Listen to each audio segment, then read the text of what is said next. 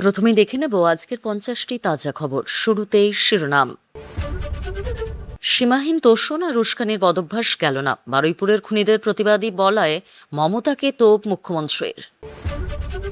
10 লাখ না দিলে পচার ডিম মারবে, কোমরে দড়ি পড়াবে বলছে, বাঁচতে চেয়ে শ্রমিকের পা জড়িয়ে কাঁদলেন তৃণমূল নেতা। শ্লীলতাহানি থেকে মারধর, এলাকায় ত্রাস তৈরি করে বাঁকুড়ায় গ্রেফতার 2 তৃণমূল নেতা। বারুইপুর কাণ্ডে তাণ্ডব ও গণপিটুনিতে ধৃত বেড়ে 31, অশান্তির নেপথ্যে জামাত ও দেশবিরোধী শক্তির মদত, অভিযোগ থানায়। সব সমস্যা কষ্ট দূর করে দেব, আশ্বাসের আড়ালে তান্ত্রিকের নারকীয় রূপ, ফাঁকা বাড়িতে তরুণীকে ধর্ষণ। 18 জুলাই হাওড়ায় অমিত শাহ, আমুলের বৃহত্তম 2 কারখানায় শিলান্যাস, তার আগেই ডানকুনিতে লগ্নির মহরতে শুভেন্দু। ঘর পোড়া গরু সিঁদুরে মেঘ দেখলে ডরায়, চোর অপবাদের ভয়ে 2000 ট্রিপল ছুঁতেও নারাজ তৃণমূল বিধায়করা। মাত্র 1 মাসেই 1000 কোটির অতিরিক্ত রাজস্ব আদায়, মমতার জামানায় লিকেজ রিক হয়ে কামাল শুভেন্দু সরকারের। ইরান আমাকে খুন করতে পারে, ডোনাল্ড ট্রাম্প। এদিকে ইরানে ঝোলানো হলো আমরা ট্রাম্পকে হত্যা করব লেখা ব্যানার। কপালে তিলক, গলায় তুলসীমালা, ছাত্রীকে বহিষ্কার করেও শিক্ষা দপ্তরের চাপে ফেরালো স্কুল। এটা বাটপাড়ির নতুন দিগন্ত, অভিষেকের চার্টার্ড বিমান ও কপ্টার ভাড়া নিয়ে বিস্ফোরক ঋতব্রত। বারাসত হাসপাতালে হঠাৎ পরিদর্শনে ক্ষুব্ধ স্বাস্থ্যমন্ত্রী, 24 ঘন্টার মধ্যে শোকজের নির্দেশ ওয়ার্ড মাস্টার সহ বেশ কয়েকজনকে। ধারালো অস্ত্রের কোপ, মৃত্যু নিশ্চিত করতে ঢালা হলো অ্যাসিড, রানাঘাটের স্বর্ণ ব্যবসায়ী খুনের চাঞ্চল্য। চাকরি দুর্নীতি মামলায় মানস ভূঁইয়াকে 3 ঘন্টা জিজ্ঞাসাবাদ, সবং থানা থেকে বেরিয়ে মুখ খুললেন না প্রাক্তন মন্ত্রী। সুখেন্দু সুস্মিতাদের দলে নিয়েই ভালো তৃণমূলের ব্যাখ্যা দিলেন শ্রমিক, কাদের জন্য বিজেপির দরজা খোলা, স্পষ্ট বার্তা। পিজিতে পোস্ট নিয়ে জালিয়াতি, কাঠগড়ায় তৃণমূল সরকার, অভিযোগের তীর মমতার দিকে। ঘাসফুল ছেড়ে পদ্মবনে সুখেন্দু সুস্মিতা প্রকাশ, বিজেপির রাজ্যসভার টিকিট শুধু সময়ের অপেক্ষা। 14 বছর পর খুলল বরুণ বিশ্বাস খুনের ফাইল, জনতার দরবারে পরিবারের আবেদনের পর নির্দেশ মুখ্যমন্ত্রীর। সব শুনে তাজ্জব বনে যাচ্ছি, অভিষেকের চার্টার্ড বিমান ও কেম্যান যোগ নিয়ে তদন্তের দাবি কুণালেরও। নিউটাউনে 2000 শয্যার সুপার স্পেশালিটি হাসপাতাল আদানির, গরিবদের জন্য ফ্রি 1000 বেডের ঘোষণা। বৃষ্টি ভিজে পুকুরে স্নান করতে গিয়েই চরম পরিণতি, একই দিনে নিভে গেল একই পরিবারের 3 প্রদীপ। বারুইপুর কাণ্ডে গণপিটুনিতে উস্কানির অভিযোগ, শ্রীলেখা অনুভব মাইতিদের বিরুদ্ধে এফআইআর বিজেপি নেতার। মার্কিন হামলার ভয়ে যুদ্ধবিমানের পাহারায় খামেনির কফিন নিয়ে যাওয়া হলো মাসাদে। কফি খেলাম, গল্প করলাম, মুখ্যমন্ত্রী শুভেন্দুর সঙ্গে সাক্ষাৎ প্রশান্তিতে। 2 ঘন্টা পরে নবান্ন থেকে বেরিয়ে আর কি বললেন অভিনেতা। অপরাধ দমনে পুলিশের হাত কাঁপবে না, সেটা প্রমাণ হয়েছে বারুইপুর এনকাউন্টার প্রসঙ্গে দিলীপ ঘোষ। এছাড়াও রয়েছে আরও বেশ কিছু গুরুত্বপূর্ণ খবর, পুরো বিস্তারিত জানতে ভিডিওটি শেষ পর্যন্ত শুনুন। বারুইপুর কাণ্ডের জেরে উত্তেজিত জনতার গণপিটুনিতে নিহত যুবক ইন্দ্রজিৎ মণ্ডলকে সম্পূর্ণ নির্দোষ বলে ঘোষণা করেছেন মুখ্যমন্ত্রী শুভেন্দু অধিকারী। একই সঙ্গে তার উপর হামলাকারীদের বিরুদ্ধে কঠোরতম আইনি পদক্ষেপের নির্দেশ দিয়েছেন তিনি। অথচ প্রশাসনের এই অবস্থানের সম্পূর্ণ বিপরীতে হেঁটে ওই হামলাকারীদেরই প্রতিবাদী বলেছেন তৃণমূল নেত্রী মমতা বন্দ্যোপাধ্যায়। এই মন্তব্যের পরই প্রাক্তন মুখ্যমন্ত্রীকে তোষণের রাজনীতি ও উস্কানির অভিযোগে এক্সে তীব্র আক্রমণ শানিয়েছেন শুভেন্দু। তৃণমূল নেত্রীর মন্তব্যকে ভর্ৎসনা করে মুখ্যমন্ত্রী লেখেন, নিজে হেরেছেন এবং আপনার দল চূড়ান্তভাবে হেরেছে। নিজের দল আসল নকলের লড়াইয়ে জর্জরিত ও নাজেহাল, তবুও আপনার কোনো পরিবর্তন হয়নি। সীমাহীন তোষণ, মিথ্যাচার আর উস্কানি, এই 3টি বদভ্যাস আপনার এখনো গেল না, এখনো পরিবর্তন এলো না আপনার মধ্যে। মমতা বন্দ্যোপাধ্যায়ের প্রতিবাদী তত্ত্বের ঘোর বিরোধিতা করে মুখ্যমন্ত্রী আরও বলেন, একজন নিষ্পাপ ও নিরপরাধ ছেলেকে বাড়ি থেকে ডেকে নিয়ে এসে শুধুমাত্র তার নাম পরিচয় দেখে চিহ্নিত করে নির্মমভাবে গণপিটুনিতে মেরে ফেলা হলো। আর যারা এই কাণ্ড ঘটালো, যারা পুলিশের গাড়ি চালালো, পুলিশকে মারধর করলো, রেললাইন উপড়ে ফেললো, চরম বিশৃঙ্খলা সৃষ্টি করে আইন শৃঙ্খলা ভাঙলো এবং এলাকার শান্তি বিঘ্নিত করার চেষ্টা করলো, তারা আপনাদের ভাষায় প্রতিবাদী। বারুইপুরের ঘটনার রেশ এসে পড়েছিল কালীঘাটেও। গত রবিবারে নাবালিকার দেহ উদ্ধার এবং বুধবার সকালে মূল অভিযুক্ত প্রভাস মণ্ডলের পুলিশি এনকাউন্টারের মৃত্যুর পর বুধবারই বারুইপুর সহ একাধিক ইস্যুতে একটি মিছিলের ডাক দিয়েছিল কালীঘাট তৃণমূল। কিন্তু মিছিলটি কিছু দূরে এগোতেই পরিস্থিতি উত্তপ্ত হয়ে ওঠে। মিছিলের গতিপথ আটকে স্থানীয়দের একাংশ চোর চোর স্লোগান দিতে শুরু করেন। শুধু স্লোগানই নয়, মিছিলকারীদের কটাক্ষ করে রাস্তার এক পাশ থেকে লাউডস্পিকারে মাতচোর গানও বাজানো হতে থাকে। এই ধস্তাধস্তি ও উত্তেজনার জেরে বেশ কয়েকজন মিছিলকারী জখম হন। 10 লাখ টাকা না দিলে কোমরে দড়ি বেঁধে ঘোরানো হবে, মারা হবে পচা ডিম। বিজেপির এক কর্মীর বিরুদ্ধে এমনই তোলাবাজি ও হেনস্থার অভিযোগ তুলে পদ্ম শিবিরের জেলা কার্যালয়ে হাজির হলেন এক তৃণমূল নেতা। শুধু হাজির হওয়াই নয়, সেখানে উপস্থিত বিজেপি রাজ্য সভাপতি শ্রমিক ভট্টাচার্যের পা জড়িয়ে ধরে রীতিমতো কান্নায় ভেঙে পড়লেন তিনি। বাঁশবেড়িয়া পুরসভার প্রাক্তন তৃণমূল কাউন্সিলরের এই আকুতিকে কেন্দ্র করে হুগলির রাজনৈতিক মহলে তীব্র শোরগোল পড়ে গিয়েছে। অভিযোগকারী নেতার নাম কেশব দাস। তিনি বাঁশবেড়িয়া পুরসভার প্রাক্তন তৃণমূল কাউন্সিলর। তার স্ত্রী রীতা দাসও ওই পুরসভারই কাউন্সিলর ছিলেন, যিনি সম্প্রতি নিজের পদ থেকে ইস্তফা দিয়েছেন। কেশব দাসের অভিযোগের তীর বাঁশবেড়িয়ারই এক বিজেপি কর্মী দেবজিৎ মুখোপাধ্যায় ওরফে রানার বিরুদ্ধে। প্রাক্তন কাউন্সিলরের দাবি, বিজেপি কর্মী দেবজিৎ তার কাছে অন্যায়ভাবে 10 লক্ষ টাকা দাবি করেছেন। এই বিপুল অঙ্কের টাকা দিতে অস্বীকার করায় তাকে সামাজিক হেনস্থার হুমকি দেওয়া হয়েছে। টাকা না দিলে এলাকায় কোমরে দড়ি বেঁধে ঘোরানো এবং গায়ে পচা ডিম ছোড়া হবে বলে ভয় দেখানো হচ্ছে। বিজেপির রাজ্য সভাপতি শ্রমিক ভট্টাচার্য হুগলি জেলা সফরে আসছেন শুনে নিজের অভাব অভিযোগ জানাতে সোজা বিজেপির জেলা অফিসে পৌঁছে যান কেশব। সেখানে জেলা কোর কমিটির বৈঠক শেষ করে শ্রমিক ভট্টাচার্য যখন ঘর থেকে বেরোচ্ছিলেন, তখনই হঠাৎ তার সামনে গিয়ে পায়ে লুটিয়ে পড়েন এবং পা জড়িয়ে ধরে হাউ হাউ করে কাঁদতে শুরু করেন কেশব দাস। রাজ্য সভাপতিকে ঘিরে থাকা বিজেপি নেতৃত্ব ও নিরাপত্তারক্ষীরা এই পরিস্থিতির জন্য বিন্দুমাত্র প্রস্তুত ছিলেন না। আকস্মিক ধাক্কা সামলে তড়িঘড়ি তারা ওই তৃণমূল নেতাকে সরিয়ে দেন। পরে কেশব সাংবাদিকদের মুখোমুখি হয়ে তার উপর হওয়া হুমকির কথা জানান। একই দিনে জেলার 2 পৃথক এলাকায় তৃণমূলের 2 নেতার বিরুদ্ধে পুলিশি পদক্ষেপ ঘিরে রাজনৈতিক চর্চা শুরু হয়েছে। ইন্দাস থানার এলাকায় শ্লীলতাহানির অভিযোগে গ্রেফতার হয়েছেন তৃণমূল কর্মী শেখ শামসুদ্দিন।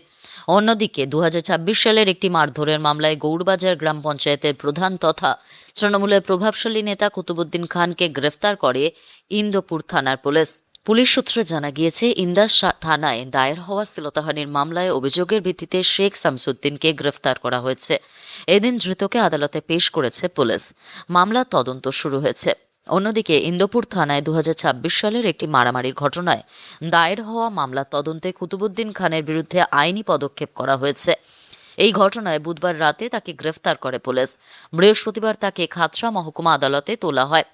পুলিশ জানিয়েছে, আইন অনুযায়ী তার বিরুদ্ধে ব্যবস্থা নেওয়া হয়েছে। অভিযুক্তদের তালিকায় নাম রয়েছে কুতুবুদ্দিন খানের ছেলে তথা ইন্দোপুর ব্লক তৃণমূল কংগ্রেসের সভাপতি রেজাউল খানেরও। রাজ্যে পালাবদলের পর অন্য একটি মামলায় ইন্দোপুর থানায় পুলিশ রেজাউল খানকে গ্রেফতার করেছিল। পরে তিনি আদালত থেকে জামিনে মুক্তি পান। পরপর একই পরিবারের সদস্যদের নাম একাধিক ফৌজদারি মামলায় উঠে আসায় ইন্দোপুরের রাজনৈতিক মহলে নতুন করে জল্পনা শুরু হয়েছে। বিরোধীদের দাবি, দীর্ঘদিন ধরে এলাকায় রাজনীতিতে প্রভাবশালী এই নেতৃত্বকে ঘিরে যে অভিযোগের কথা তারা তুলে ধরত, পুলিশের সাম্প্রতিক পদক্ষেপ সেই বিতর্কের আবার সামনে নিয়ে এসেছে। দক্ষিণ 24 পরগনার বারুইপুরে নাবালিকা ধর্ষণ ও খুনের ঘটনাকে কেন্দ্র করে রণক্ষেত্রের চেহারা নিয়েছিল গোটা এলাকা। সেই দিনের বেপরোয়া তাণ্ডব, ভাঙচুর ও গণপিটুনিতে ঘটনায় পুলিশের দমনপীড়ন আরও জোরদার হলো। বৃহস্পতিবার সকালে নতুন করে আরও 11 জনকে গ্রেফতার করেছে পুলিশ। গতকাল পর্যন্ত এই সংখ্যাটি ছিল 20। ফলে অশান্তি ও হিংসা ছড়ানোর অভিযোগে বারুইপুরে মোট ধৃতের সংখ্যা বেড়ে দাঁড়ালো 31 জনে। সিসিটিভি ফুটেজ খতিয়ে দেখে এবং ধৃতদের দফায় দফায় জেরা করে এই গ্রেফতারি চালানো হচ্ছে বলে পুলিশ সূত্রে জানা গিয়েছে। নাবালিকা মৃত্যুর ঘটনার দিন প্রতিবাদের নামে বারুইপুরে নজিরবিহীন তাণ্ডব চলেছিল। রাস্তায় আগুন জ্বালানো, পুলিশের গাড়ি ভস্মীভূত করা থেকে শুরু করে পুলিশ ও কেন্দ্রীয় বাহিনীর জওয়ানদের ওপর বিচারে হামলা চালানো হয়েছিল। এমনকি রেললাইন অবরোধ এবং উন্মত্ত জনতার গণপিটুনিতে এক যুবককে মর্মান্তিক মৃত্যু পর্যন্ত পেতে হয়েছে। এই ঘটনার পর খোদ মুখ্যমন্ত্রী শুভেন্দু অধিকারী বারুইপুর জেলা পুলিশ সুপারের দফতরে এসে কড়া বার্তা দিয়েছিলেন। তিনি স্পষ্ট জানিয়েছিলেন, নাবালিকা ধর্ষণ খুনের অপরাধীরা তো শাস্তি পাবেই, কিন্তু তার আড়ালে যারা সরকারি সম্পত্তি ভাঙচুর করছে, পুলিশকে পিটিয়েছে এবং গণপিটুনিতে যুবককে মেরেছে, তাদেরও রেয়াত করা হবে না। মুখ্যমন্ত্রীর সেই হুঁশিয়ারির পর থেকেই কোমর বেঁধে ময়দানে নেমেছে পুলিশ। এদিকে বারুইপুরের এই বিশৃঙ্খল পরিস্থিতিকে কেন্দ্র করে এবার শুরু হয়েছে তীব্র রাজনৈতিক চাপানোতর। বারুইপুরের হিংসার নেপথ্যে সিপিআই নেতৃত্বের হাত রয়েছে বলে বিস্ফোরক দাবি তুলেছে বিজেপি। সিপিএমের যুবনেতা তথা এবারের বিধানসভা ভোটে বারুইপুর পশ্চিম কেন্দ্রের সিপিএম প্রার্থী লাহেক আলী এবং অপর এক বাম নেতা অনুভব মাইতির বিরুদ্ধে বারুইপুর থানায় লিখিত অভিযোগ দায়ের করেছে বিজেপি নেতৃত্ব। বিভিন্ন সমস্যার সমাধানের টোপ দিয়ে ফাঁকা বাড়িতে ডেকে পাঠায় তরুণীকে, তারপর সেখানে মেটালো নিজের লালসা। ধর্ষণের অভিযোগে এক তান্ত্রিকের বিরুদ্ধে। ঘটনাটি ঘটেছে পুরুলিয়ার বোরো থানা এলাকার আঁকড়ো গ্রামে। গত মঙ্গলবার রাতে ঘটনাটি ঘটে। ঘটনার পর বুধবার নির্যাতিতা বোরো থানায় লিখিত অভিযোগ দায়ের করেন। অভিযোগের ভিত্তিতে অভিযুক্ত তান্ত্রিক সৌমেন গোস্বামীকে গ্রেফতার করেছে পুলিশ। বৃহস্পতিবার তাকে পুরুলিয়া জেলা আদালতে পেশ করা হয়। স্থানীয় সূত্র জানা গিয়েছে, এলাকায় তান্ত্রিকের ব্যবসা ফেঁদে বসেছিল অভিযুক্ত সৌমেন গোস্বামী। সে মহিলাদের নানাবিধ সমস্যার সমাধান করার আশ্বাস দিত, তাই সরল বিশ্বাসের সুযোগে বহু মহিলাই তার কাছে যেতেন। অভিযোগ, গত মঙ্গলবার রাতে তার কাছে যাওয়া আঁকড়ো গ্রামেরই এক তরুণীকে একটি ফাঁকা বাড়িতে নিয়ে যায় সে। সেখানে তাকে ধর্ষণ করা হয় বলে অভিযোগ। নির্যাতিতার বয়স 18 বছরের বেশি। ঘটনার পর নির্যাতিতা সমস্ত কথা নিজের পরিবারকে জানান। পরদিন অর্থাৎ বুধবার পরিবারকে সঙ্গে নিয়ে বোরো থানায় যান নির্যাতিতা। তিনি অভিযুক্ত তান্ত্রিকের বিরুদ্ধে লিখিত অভিযোগ দায়ের করেন। অভিযোগ পাওয়ার পর পুলিশ দ্রুত পদক্ষেপ গ্রহণ করে। অভিযুক্ত সৌমেন গোস্বামীকে গ্রেফতার করেছে পুলিশ। ধৃতের বিরুদ্ধে ভারতীয় ন্যায় সংহিতার 64(1) এবং 351(2) ধারায় মামলা রুজু করা হয়েছে। তবে গ্রেফতারের পর নিজের বিরুদ্ধে ওঠা সমস্ত অভিযোগ অস্বীকার করেছে অভিযুক্ত তান্ত্রিক। পুরো ঘটনার পূর্ণাঙ্গ তদন্ত শুরু করেছে বোরো থানার পুলিশ। বাংলায় বিজেপি সরকার গঠনের পর শিল্প ও বড় লগ্নি টানতে মুখ্যমন্ত্রী শুভেন্দু অধিকারীর তৎপরতা এবার বাস্তবায়িত হতে শুরু করেছে। মুখ্যমন্ত্রী পদে শপথ নেওয়ার পর গত 11ই মে নবান্নে প্রথম পা রেখেছিলেন শুভেন্দু অধিকারী। আর ঠিক 2 মাসের মাথায় চলতি জুলাই মাসেই বাংলায় আক্ষরিক অর্থেই লগ্নির মহরত হতে চলেছে। ডানকুনি থেকে হাওড়া হয়ে বাঁকুড়া সর্বত্রই হতে চলেছে নতুন নতুন কারখানার শিলান্যাস। এই শিল্পযজ্ঞের সবচেয়ে বড় ঘটনাটি ঘটতে চলেছে আগামী 18ই জুলাই হাওড়ার সাঁকরাইলে, যেখানে কেন্দ্রীয় স্বরাষ্ট্রমন্ত্রী অমিত শাহর হাত ধরে আমুল তাদের মেগা ডেইরি প্রজেক্টের সূচনা করতে চলেছে। হাওড়ার আমুলের বিশ্বের বৃহত্তম দই কারখানা। পূর্ব ভারতে নিজেদের ব্যবসার পরিধি বাড়াতে হাওড়ার সাঁকরাইল ফুড পার্কে দুগ্ধ প্রক্রিয়াকরণ প্ল্যান্ট তৈরি করতে চলেছে আমুল। এক নজরে দেখে নেওয়া যাক এই মেগা প্রজেক্টের খুঁটিনাটি। হাওড়ায় এই ইভেন্টে ঠিক আগেই আগামী শনিবার হুগলির ডানকুনিতে বসছে লগ্নির মহরত। হোশিয়ারি জগতের অন্যতম জায়ান্ট লাক্স কোজি ডানকুনিতে 600 কোটি টাকা বিনিয়োগ করে তাদের নতুন অত্যাধুনিক কারখানা তৈরি করছে। 2 মাসের মাথায় এই প্রথম কোনো বড় ম্যানুফ্যাকচারিং ইউনিটের শিলান্যাস করতে চলেছেন মুখ্যমন্ত্রী শুভেন্দু অধিকারী। জুলাই মাসের শেষটাও হতে চলেছে ধামাকা দিয়ে। আগামী 27শে জুলাই বাঁকুড়ার মেজিয়াতে বড় লগ্নির ঘোষণা করতে চলেছে নামী ইস্পাত সংস্থা স্যামস্টেল। সেখানে প্রায় 10,000 কোটি টাকা বিনিয়োগ করে একটি বিশাল ইস্পাত কারখানা গড়ে তোলা হবে। সেদিন মেজিয়ার সেই মেগা শিলান্যাস অনুষ্ঠানে সশরীরে হাজির থাকবেন মুখ্যমন্ত্রী শুভেন্দু অধিকারী ও শিল্পমন্ত্রী তাপস রায়। বর্ষার মরশুমে সাধারণ মানুষের সুবিধার্থে রাজ্যের প্রত্যেক বিধায়ককে 2000 পিস করে ট্রিপল দেওয়ার নির্দেশ জারি করেছে নতুন সরকার।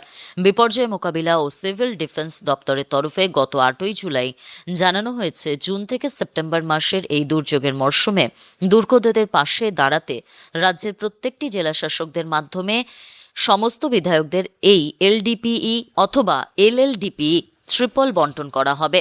কিন্তু সরকারি এই দাক্ষিণ্য ঘিরেই এখন বিরোধী শিবিরের শঙ্কা। সোজা কথায় ন্যাড়া বেলতলায় একবারই যায়। 4 মে নির্বাচনের ফলাফল ঘোষণার পরপরই রাজ্য জুড়ে এক অদ্ভুত চিত্র দেখা গিয়েছিল। তৎকালীন শাসক দল তৃণমূল কংগ্রেসের একাধিক বিধায়কের অফিস বা বাসস্থান থেকে থরে থরে সরকারি ট্রিপল উদ্ধারকে কেন্দ্র করে চরম উত্তেজনা ছড়িয়েছিল। সাধারণ মানুষের ক্ষোভের মুখে পড়তে হয়েছিল জনপ্রতিনিধিদের। উজ্জ্বল বিশ্বাসের মতো নেতাদের যেভাবে উত্তেজিত জনতার ক্ষোভের মুখে পড়তে হয়েছিল, ডিম মারা হয়েছিল কিংবা শারীরিকভাবে হেনস্থা করা হয়েছিল, সেই স্মৃতিই এখনো বিরোধী শিবিরের সামনে দগদগে। যদিও সে সময় বিদায়ী শাসক দলের পক্ষ থেকে সাফাই দিয়ে বলা হয়েছিল, আপৎকালীন পরিস্থিতিতে বিতরণের জন্য সরকারি নিয়মে এই ট্রিপল তাদের অফিসে বা আবাসে মজুদ রাখতে হয়। কিন্তু তেরে আসা আমজনতা সেদিন সেই যুক্তি শোনার মুডে ছিল না।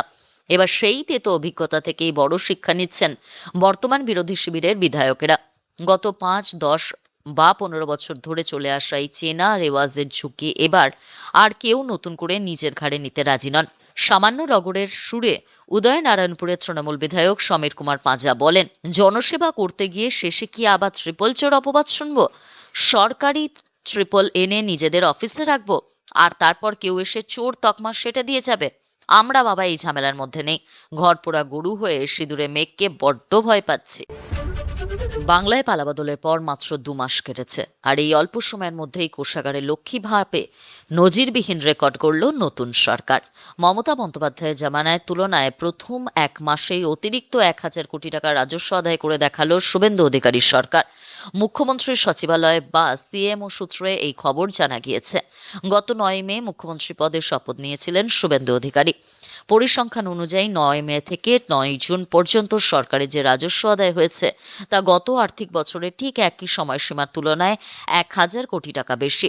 মুখ্যমন্ত্রীর সচিবালয়ের আশা, আগামী দিনে এই রাজস্ব বৃদ্ধির গ্রাফ আরও ঊর্ধ্বমুখী হবে। হঠাৎ করে সরকারের এই বিপুল আর্থিক লাভের কারণ কি?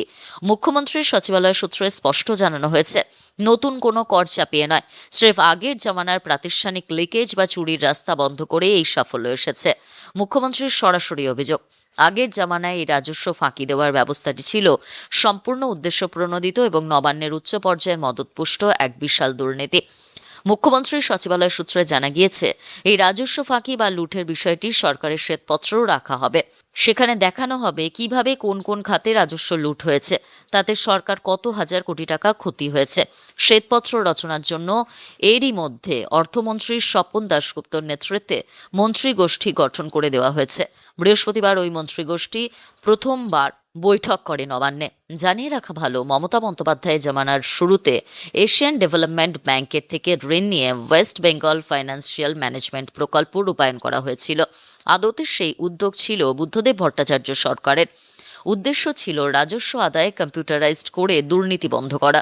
কিন্তু অভিযোগ, ডিজিটাল ব্যবস্থার ভেতরেও ফাঁক ফোকর রেখে কোটি কোটি টাকা লুট করা হয়েছে। বালি, কয়লা ও পাথর খাদান থেকে প্রতিবছর সরকারের যে বিপুল রাজস্ব পাওয়ার কথা ছিল তা কোষাগারে আসেইনি। ইরানের টার্গেট কিলিং শিকার হতে পারেন বলে আশঙ্কা প্রকাশ করেছেন মার্কিন প্রেসিডেন্ট ডোনাল্ড ট্রাম্প।